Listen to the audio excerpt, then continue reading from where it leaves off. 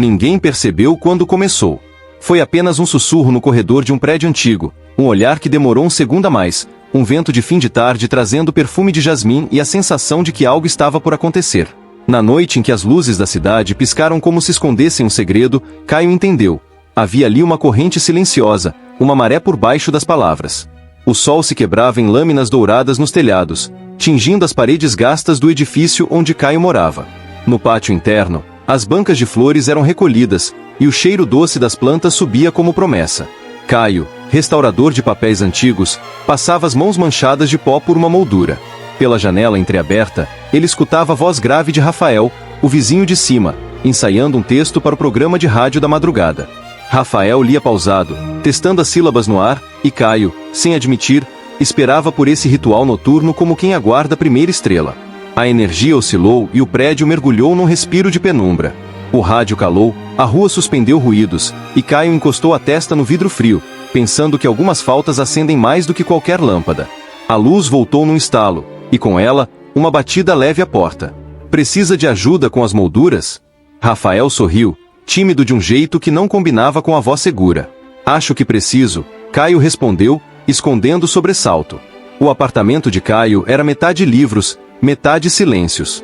Um cavalete improvisado sustentava um retrato antigo. Sobre a mesa, folhas de seda protegiam recortes de um passado que se recusava a desaparecer.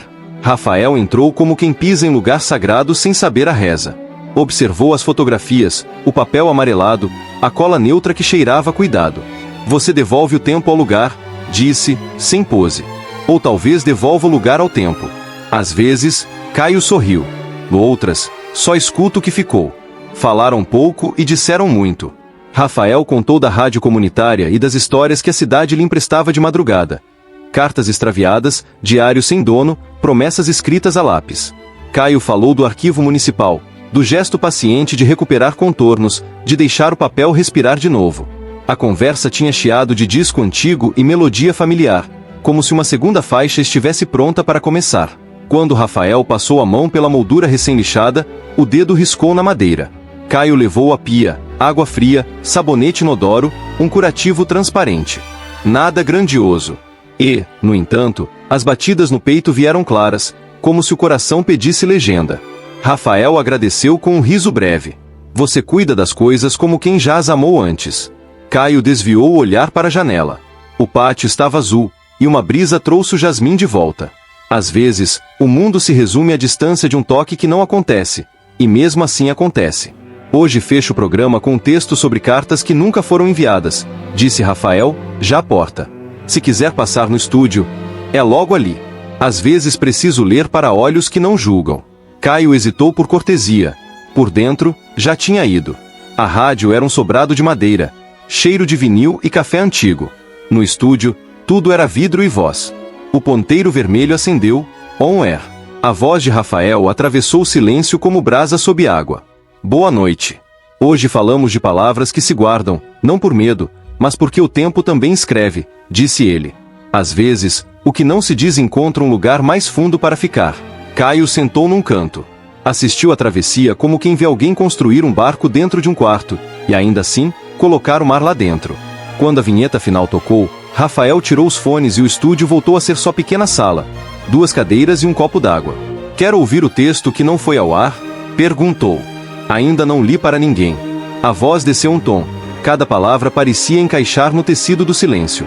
Se eu escrever o que nunca disse, não acenderei alarmes com adjetivos. Direi apenas, eu estava ali. Eu vi. Eu senti. E a cidade respirou junto. O ar mudou de peso.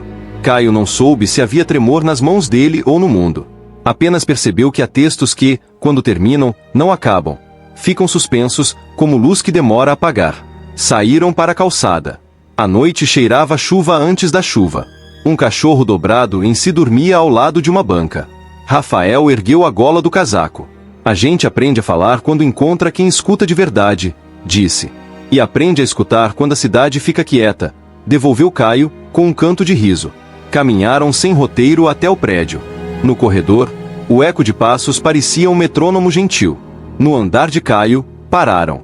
O boa noite foi dito devagar, como quem fecha um livro com a certeza de que continuará no dia seguinte. A porta se fechou com leveza. No apartamento acima, um vinil riscou de leve, como sinal. No dia seguinte, Caio encontrou dentro de um livro de sebo uma carta sem remetente. Datas dispersas, um nome sem sobrenome, promessas a lápis. Levou-a ao programa. Rafael leu com cuidado, e, de repente, cada frase tornou-se ponte. Cartas encontram destino mesmo quando a gente se perde. Caio perguntou. Algumas só esperam que a gente aprenda a chamá-las pelo nome certo. Rafael respondeu. A pergunta ficou entre eles, maior que o estúdio.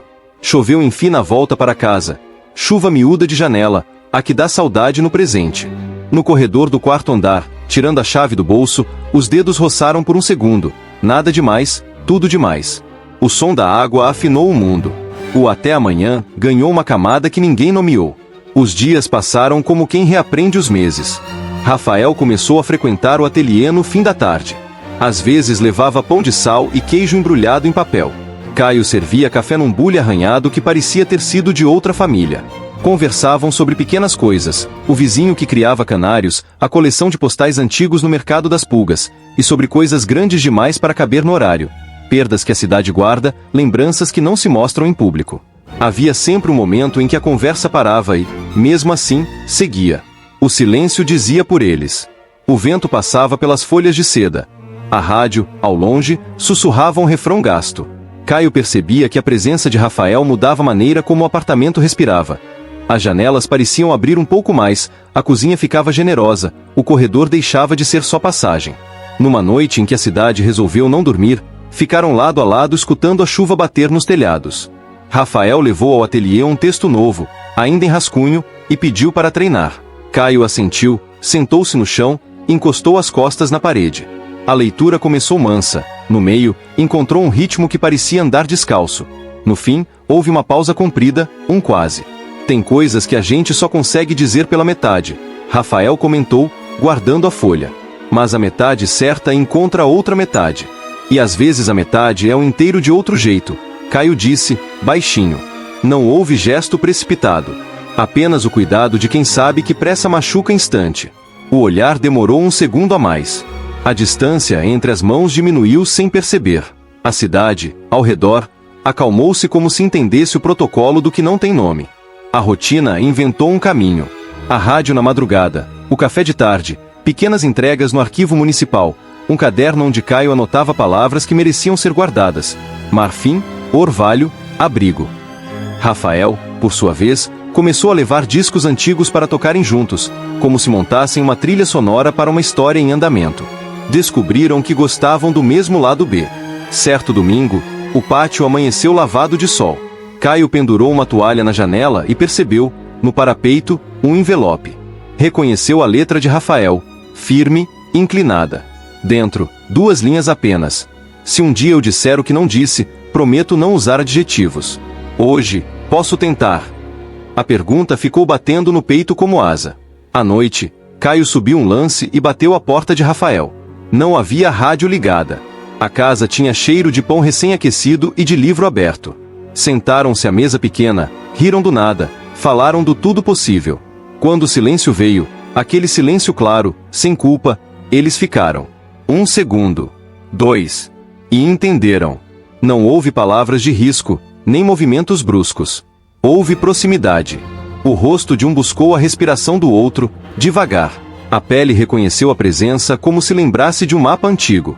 O primeiro toque foi breve e inteiro, desses que não se medem por tempo, mas por verdade. Depois, a distância que restava deixou de existir. O mundo perdeu volume. A noite ganhou cor. Eu estava com medo de dizer o nome disso, Rafael confessou, com um riso nervoso que terminou em alívio. Mas acho que já sabíamos. O nome às vezes atrapalha, Caio respondeu. O que importa é que a cidade respirou junto. Não prometeram o que não podiam cumprir. Prometeram apenas cuidado. Ficaram lado a lado ouvindo os ruídos do prédio. Passos no corredor, água na tubulação, um copo sendo pousado em algum lugar. Cada som parecia prova de que o mundo continuava, e ainda assim, algo tinha mudado. Do lado de fora, a noite inclinou-se. Do lado de dentro, a sala parecia maior. Nos dias que vieram, nada virou espetáculo. Foram aprendendo uma coreografia discreta. Os horários, os recados colados na porta com fita, As idas ao mercado aos sábados, a mesa arrumada com 2 xícaras, os bilhetes que diziam menos e significavam mais. O desejo não precisava gritar. Bastava estar. Olhares seguravam frases. Gestos diziam sem contar. Era uma alegria de baixo volume, o tipo que dura. Quando veio a primeira dúvida, porque sempre vem, decidiram permanecer. Não pela ausência de medo, mas pela presença de verdade. Mantiveram a delicadeza como regra. Se algo doía, dizia-se. Se algo brilhava, guardava-se. Cada dia ganhava um pequeno trecho de música, um parágrafo de livro, um cheiro de pão. Houve uma noite em que a rádio ficou sem convidado. Rafael pediu que Caio lesse um trecho de um manual de restauro. Ninguém notaria, transformaria o técnico em poético. O microfone aceso, o ponteiro vermelho, a respiração deles ajustada como quem divide o mesmo fone.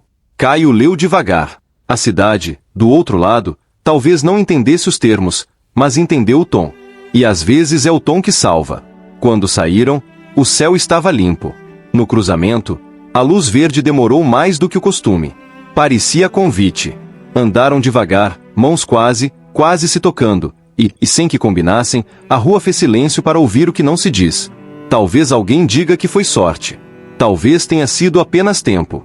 O certo é que, naquela esquina, compreenderam o suficiente. O destino não grita, escreve. E, quando escreve, o faz com tinta invisível que só aparece ao calor do cuidado. Se você chegou até aqui, guarde isto. Alguns segredos não se confessam, apenas se sentem. E quando o coração encontra quem escuta, a cidade inteira respira junto. Inscreva-se no canal e venha comigo para a próxima história. Porque o que é dito com cuidado sempre encontra o seu destino.